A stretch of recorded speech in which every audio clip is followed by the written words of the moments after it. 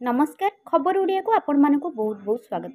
तेबे चलतु आज जानिबा चाउलर निर्माल्य केमिति प्रस्तुत हुए।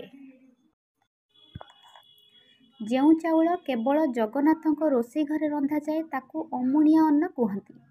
ସେଇ ଚାଉଳକୁ ରାନ୍ଧି ସାରିଲା ପରେ ତାକୁ କେବଳ ଅନ୍ନ କହନ୍ତି।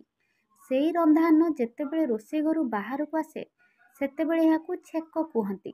ଯେତେବେଳେ ଏହା ଭୈରବୀ ଚକ୍ରରେ ରହେ ସେତେବେଳେ ଏହାକୁ ଭୋଗ ବୋଲି କୁହନ୍ତି। ଯେବେ ଭୋଗକୁ ତିନି ଠାକୁରଙ୍କ ପାଖରେ ଲାଗି ହୁଏ ସେତେବେଳେ ଏହାକୁ ନୈବେଦ୍ୟ। ଯେତେବେଳେ ନୈବେଦ୍ୟ ବିମଳା ଠାକୁରାଣୀଙ୍କ ପାଖରେ ଲାଗି ହୁଏ ସେତେବେଳେ ଏହା ମହାପ୍ରସାଦ।